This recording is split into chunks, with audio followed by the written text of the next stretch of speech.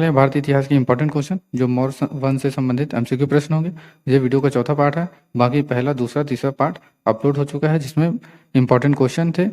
अगर आप चैनल पर नए हैं तो चैनल को लाइक सब्सक्राइब शेयर जरूर करें। तो चलिए क्वेश्चन की ओर आगे चलते हैं। पहला क्वेश्चन है, निम्नलिखित अभिलेखों में से किसमें अशोक का नाम उल्लेख हुआ है? गुर्जरा में, अरोरा में, सारनाथ में, ब्रह्मगिरी में। 2015 का क्वेश्चन है। तो इस क्वेश्चन का सही आंसर क्या होगा? तो इस क्वेश्चन का जो सही आंसर ऑप्शन नंबर ए, गुर्जरा में। अब यहाँ पे जो इंपॉर्टेंट क्वेश्चन है आपको याद रखना है कि धार्मिक स्तूप का निर्माण किसने कराया था? धार्मिक स्तूप का निर्माण तो आपको याद रखना है किसने निर्माण कराया था? अशोक ने निर्माण कराया था। ये एग्जाम में पूछा जा चुका है। और ये भी याद रखना है कि कौटिल्य ने अर्थशास्त्र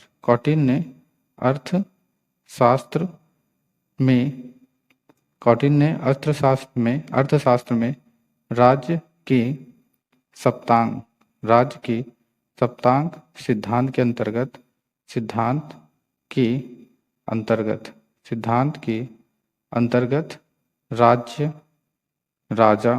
राज्य राजा मंत्री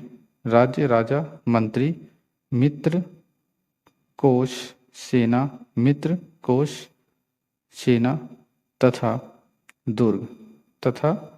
दुर्ग को राज्य के लिए आवश्यक अंग माना। इस चीज को आप याद रखिएगा। कौटिल्य ने अर्थशास्त्र में राज्य के सप्तांग सिद्धांत के अंतर्गत राज्य राजा मित्र मंत्री कोश सेना तथा दुर्ग को राज्य के लिए आवश्यक अंग माना है।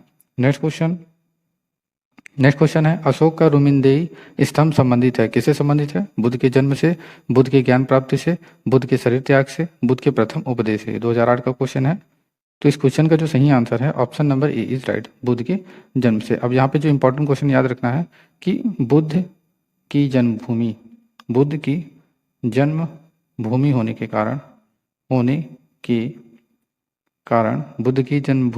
कारण लुम्बिनी ग्राम का भोग कर माफ कर दिया गया तथा भू राजस्व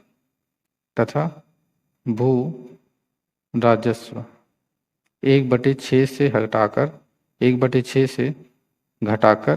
1/8 कर दिया। तो इस चीज को आप याद रखिएगा, वेरी वेरी इंपॉर्टेंट क्वेश्चन है। और ये भी याद रखना है कि मौर्य प्रशासन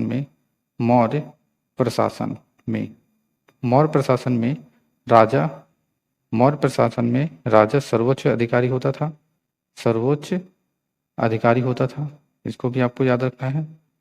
और मंत्री सभा तथा मंत्री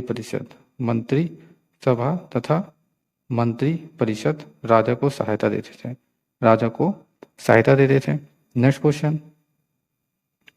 नेक्स्ट क्वेश्चन है, गुर्जरा लघु शिलालेख जिसमें अशोक का नामोल्लेख किया गया है, ये कहाँ स्थित है? उत्तर प्रदेश के मिर्जापुर जिले में, मध्य प्रदेश के दतिया जिले में, राजस्थान के जयपुर जिले में, बिहार के चंपारण जिले में। तो इस क्वेश्चन का सही आंसर क्या होगा? तो इस क्वेश्चन का जो सही आंसर है वो मध्य प्रदेश के दतिया जिले में, option number B is right. अब यहाँ पे कुछ क्वेश्चन याद रखना है कि चंद्रगुप्त मौर्य का जो शासनकाल है वो कब से कब तक रहा है? आपको याद रखना है कि इनका जो शासनकाल है ये 321 ईसा पूर्व से 290 ईसा पूर्व तक इनका शासनकाल रहा है। और दूसरी बात याद रखनी है कि चंद्रगुप्त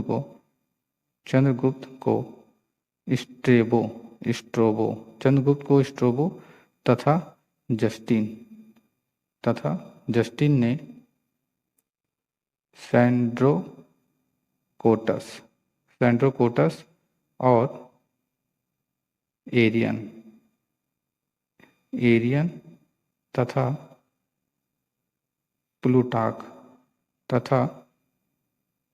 प्लूटाक ने एंड्रोकोटस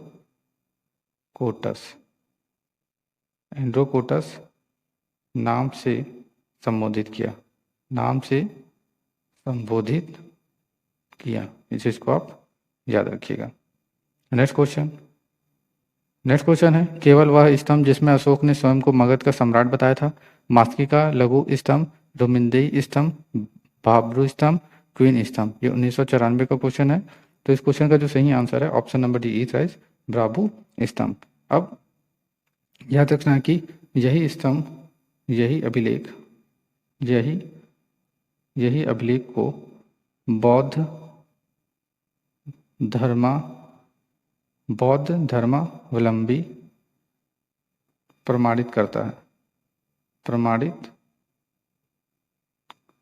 है। और ये भी याद रखना है कि अशोक को अपने शिलालेख में प्राकृतिक भाषा का प्रयोग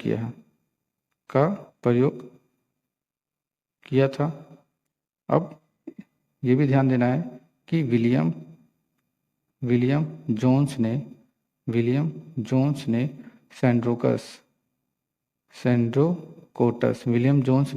सेंड्रोकोटस नाम से चंद्रगुप्त की पहचान की थी। चंद्रगुप्त मौर्य की पहचान की थी। इस चीज को आप याद रखिएगा। नेक्स्ट क्वेश्चन है, कालसी प्रसिद्ध है बौद्ध चैत्यों हेतु, फारसी सिक्कों के कारण, गुप्तकालीन मंदिरों हेतु, अशोक के शिलालेख के कारण। ये 2008 का क्वेश्चन है। तो कालसी किस लिए प्रसिद्ध है? तो आपको याद रखना कि अशोक के शिलालेख के कारण कालसी प्रसिद्ध है। अब यहाँ पे जो इंपॉर्टेंट बात याद रखनी है कि कालसी जो है वो उत्तराखंड के देहरादून जिले में स्थित है। उत्तराखंड के देहरादून जिले में स्थित है। इस चीज को आप याद रखिएगा। अब ये भी याद रखना है कि मेगस्थनीज एक यूनानी यात्री था जो 305 ईसा पूर्व में आया था। और ये किसके दरबार में आया था? तो आपको याद रखना है चंद्रगुप्त मौर्य के दरबार में आया था। और कमेंट में बताइए कि मेगस्थनीज को किसने भेजा था। अब ये भी याद रखना है कि डाइमेकस जो था ये सीरिया का यात्री था जो 298 से लेकर 273 ईसा पूर्व में आया था। ये किसके शासनकाल में आया था? तो आपको याद रखना है बिंदुसार के शासनकाल में आया था। बिंदुसार के शासनकाल में आया था ये। और जो चौथा है डायनोसियस था, ये मिस्र का यात्री था। ये भी बिंदुसार और अशोक के शासनकाल में आया था। बिंदुसार और अशोक के शासनकाल में आया था। नेक्स्ट क्वेश्चन है, उत्तराखंड में सम्राट अशोक के शिलालेख की एक प्रति कहाँ मिलती थी? नैनीताल, पौड़ी, कालसी, टिहरी। ये 2007 का क्वेश्चन है। तो इस क्वेश्चन का जो सही आंसर है option number D is right, Kalsi. अब यहाँ पे जो इम्पोर्टेंट बात याद रखना है, मौर्य वंश के संस्थापक। जल्दी से बताइए मौर्य वंश के संस्थापक कौन है? तो चंद्रगुप्त मौर्य ये मौर्य वंश के संस्थापक हैं। और इनका जो जन्म हुआ था चंद्रगुप्त मौर्य का, ये 345 ईसा पूर्व में हुआ था। 345 ईसा पूर्व में हुआ था। जिसको आप याद रखिएगा। और ये भी याद रखना है कि चाणक्य,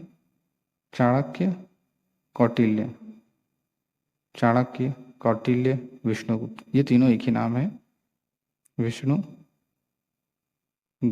चाणक्य, कौटिल्य, विष्णुगुप्त द्वारा लिखी पुस्तक कौन सी है? तो आपको याद रखना है अर्थशास्त्र है। जिसका संबंध किससे है? तो जल्दी से बताइए, यहाँ गलत हो गया। जिसका संबंध किससे है? तो आपको याद रखना है राजनीति से है।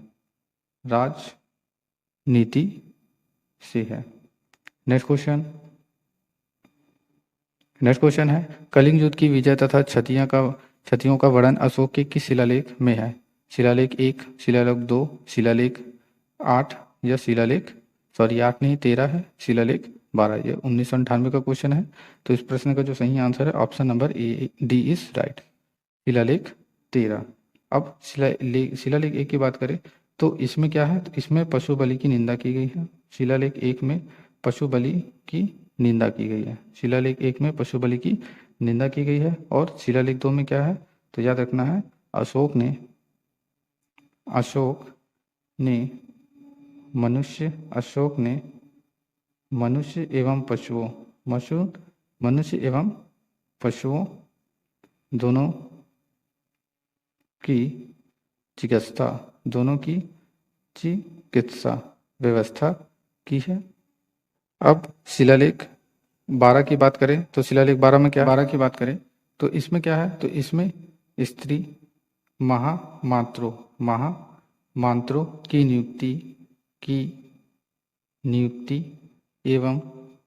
नियुक्ति एवं सभी प्रकार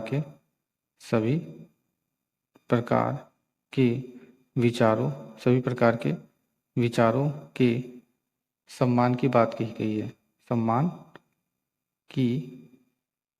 गई है। इस चीज को आप याद रखिएगा। नेक्स्ट क्वेश्चन है कलिंग युद्ध का विवरण हमें ज्ञात होता है किसमें, 13वें शिलालेख द्वारा, रोमिंदेई स्तंभ द्वारा, हिंसाग के विवरण द्वारा, प्रथम लघु शिलालेख द्वारा। तो 2016 का क्वेश्चन है। तो इस प्रश्न का जो सही आंसर है option number A is right, 13वें शिलालेख द्वारा। अब पहले शिलालेख की बात करें तो इसमें क्या है, तो इसमें पशु बलि की निंदा की गई है। ये चीज़ हम बता चुके हैं, पहले शिलालेख में पशु बलि की निंदा की गई है। और जो दूसरा शिलालेख है इसमें अशोक ने मनुष्य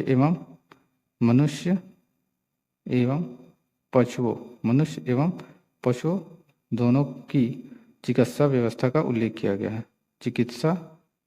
चिकित्सा व्यवस्था का उल्लेख किया है। नेक्स्ट क्वेश्चन है अशोक के निम्न अभिलेखों में से पूर्ण रूपेण धार्मिक संयुक्तता के प्रति समर्पित कौन सा अभिलेख है। शिलालेख 13, शिलालेख 12, स्तंभ 7, भाब्रू लघु शिलालेख। ये 2008 का क्वेश्चन है। तो इस प्रश्न का जो सही उत्तर है वो क्या होगा, तो इस प्रश्न का जो सही उत्तर है option number B is right, शिलालेख 12। अब शिलालेख 7 की बात करें तो इसमें क्या है, तो याद रखना है शिलालेख 7 और शिलालेख 8, इन दोनों में अशोक की तीर्थ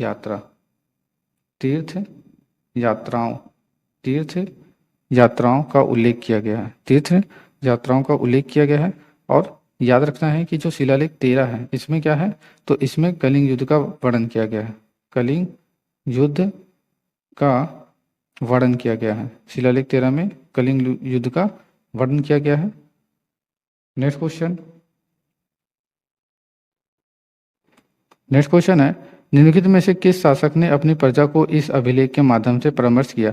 कोई भी व्यक्ति जो अपने संप्रदाय को महिमा मंडित करने की दृष्टि से अपने धार्मिक संप्रदाय की प्रशंसा करता है या अपने संप्रदाय के प्रति अत्यधिक भक्ति के कारण अन्य संप्रदायों की निंदा करता है, वह अपितु अपने संप्रदाय को गंभीर रूप से हानि पहुंचाता है। तो इस प्रश्न का सही उत्तर क्या होगा, अशोक, हर्षवर्धन, समुद्रगुप्त, कृष्णदेव राय। तो इस क्वेश्चन का जो सही आंसर होगा वो option number A is right, Ashok. अब यहाँ पे जो इंपॉर्टेंट क्वेश्चन याद रखना है कि जो 14वें शिलालेख है इसमें क्या है, तो याद रखना कि जो 14वें शिलालेख है इसमें अशोक ने जनता को धार्मिक जीवन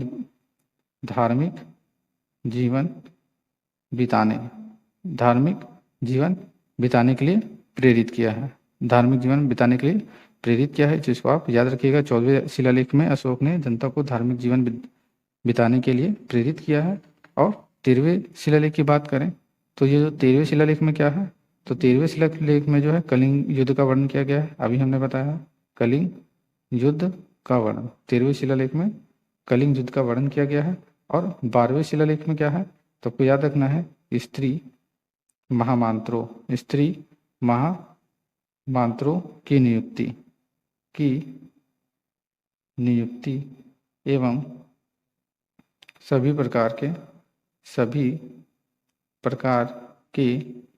विचारों के सम्मान की बात कही गई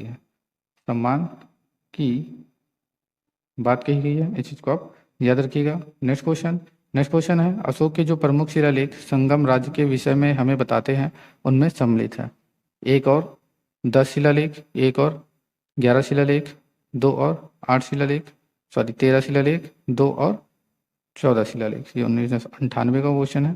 तो इस प्रश्न का जो सही उत्तर है वो क्या होगा, 2 और 13 शिलालेख। Option number C is right. अब पहले शिलालेख में हमने बताया था क्या है, इसमें पशु बलि की निंदा की गई है, पशु बलि की निंदा की गई है। और 10वें शिलालेख की बात करें तो 10वें शिलालेख में क्या है, तो याद रखना है कि अशोक ने आदेश दिया है कि अशोक ने आदेश दिया है कि राजा तथा उच्च अधिकारी राजा तथा उच्च अधिकारी राजा तथा उच्च अधिकारी हमेशा प्रजा के हित में रहेंगे, प्रजा के हित में रहेंगे, प्रजा के हित में सोचेंगे। और शिलालेख 9 की बात करें तो शिलालेख 9 में क्या है, तो इसमें धम्म की व्याख्या की गई है, धम्म की व्याख्या की गई है। इसको भी आपको याद रखना है। Next question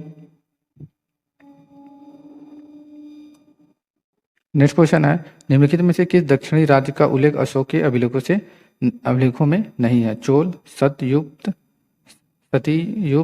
Pandya, Satavahana. ये 2005 का क्वेश्चन है। तो इस प्रश्न का जो सही आंसर है option number D is right, Satavahana. अब यहाँ पे जो इंपॉर्टेंट क्वेश्चन आपको याद रखना है कि अशोक के शिलालेख की जो खोज है वो 1750 ईस्वी में की गई थी। किसने, यहाँ गलत हो गया, याद रखना है पादरेटी फैनथेलर ने 1750 ईस्वी में अशोक के शिलालेख की खोज की थी, जिसमें इनकी संख्या कितनी है, तो आपको याद रखना है। तो इन शिलालेख की जो संख्या है टोटल 14 है। और 14वें शिलालेख में क्या लिखा है, तो आपको याद रखना है कि जो 14वें शिलालेख है इसमें लिखा है कि अशोक ने जनता को धार्मिक जीवन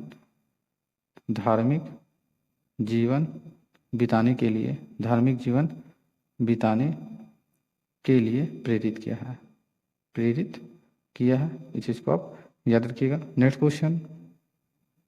क्वेश्चन है, टालेमी फिलाडेल्फस जिसके साथ अशोक के राजनय संबंध थे, ये कहाँ का शासक था, साइरोन, मिस्र, सीरिया, मकदूनिया। तो ये 2006 का क्वेश्चन है। तो इस प्रश्न का जो सही उत्तर है option number B is right, मिस्र। नेक्स्ट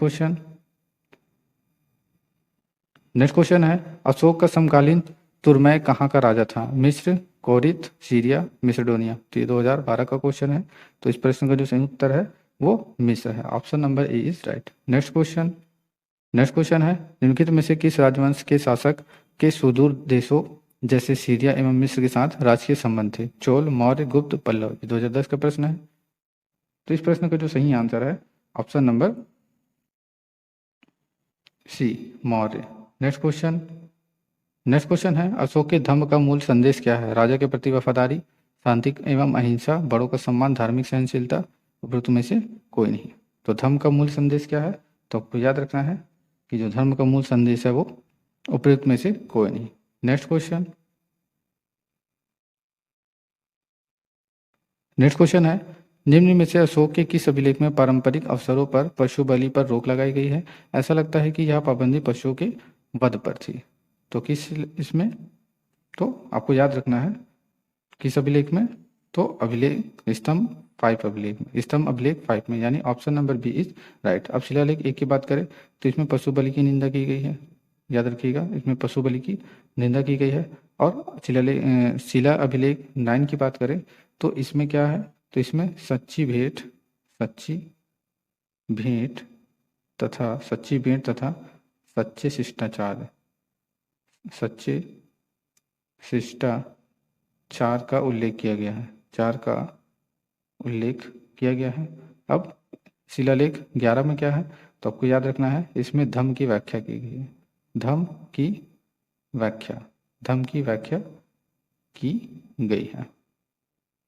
की व्याख्या की गई है। तो इस प्रश्न का जो सही उत्तर है option number B is right. ये वीडियो का लास्ट